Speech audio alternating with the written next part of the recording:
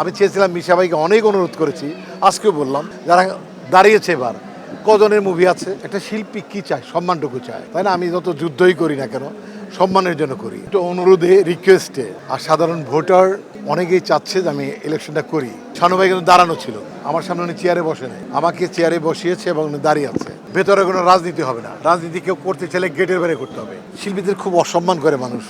আমার আসলে প্রস্তুতিটা অন্যরকম। আমি নির্বাচনটা করতে চাইনি এবার, যেহেতু আমি সিনিয়র ভাইস প্রেসিডেন্ট আছি সিটিং, আবার একই পদের জন্য একই জায়গায়, অনেকটা অনুরোধে রিকোয়েস্টে। আর সাধারণ ভোটার অনেকেই চাচ্ছে যে আমি ইলেকশনটা করি, আমি দূরে যাতে না যাই, এটাই তাদের প্ল্যান ছিল। তো আমার রিজার্ভ ছিল এবার, সবাই অনেকের ধারণা যে আমি প্রেসিডেন্টে করব, তাই করার কথা ছিল।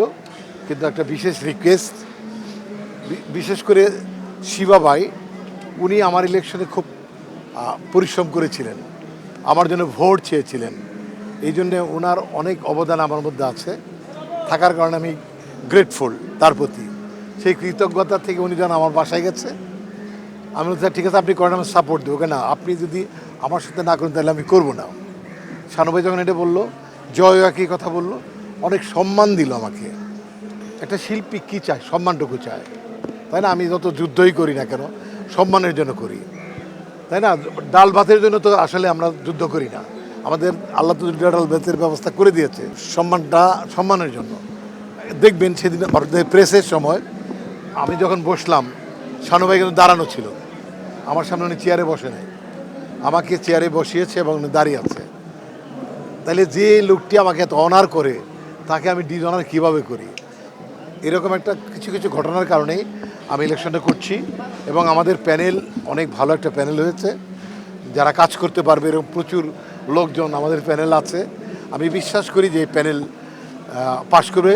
আমি এক নম্বর বলি শিল্পীদের সম্মান। শিল্পীদের খুব অসম্মান করে মানুষ, একটা কথায় কথায় অসম্মান করে। সম্মানটুকু একটা শিল্পীর প্রাপ্য, একটা অস্তিত্ব, এই সম্মানটুকু নিশ্চিত করার, রক্ষা করার যে একটা, এটা আগে নিশ্চিত করব।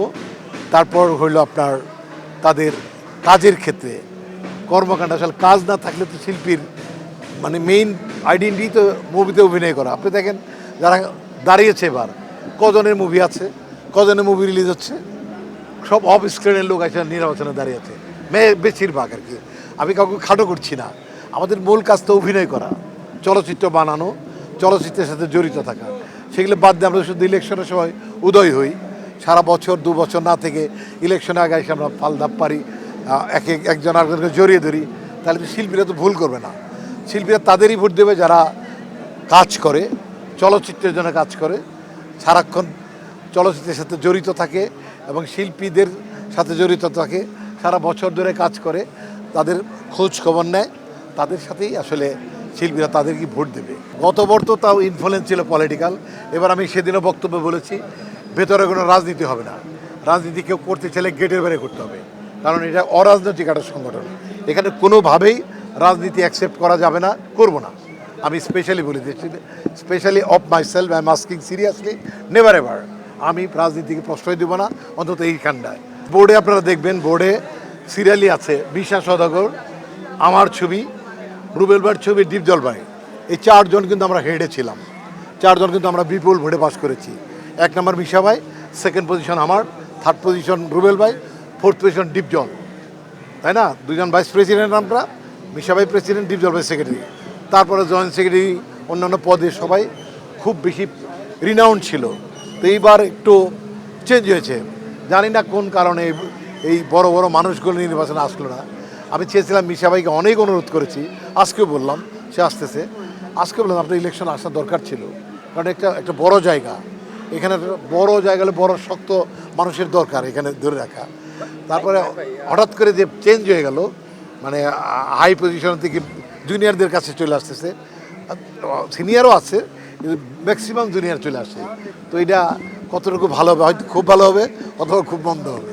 তবে এইবার, এর আগে একটু প্রভাব ছিল, একটা পলিটিক্যাল প্রভাব ছিল, এই দল সেই দল, এবার এটা নাই, এটা হইতে দিই নেই।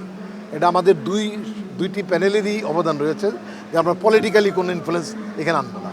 আমরা খুবই সরলভাবে, খুবই নিউট্রালভাবে নির্বাচনটা করি।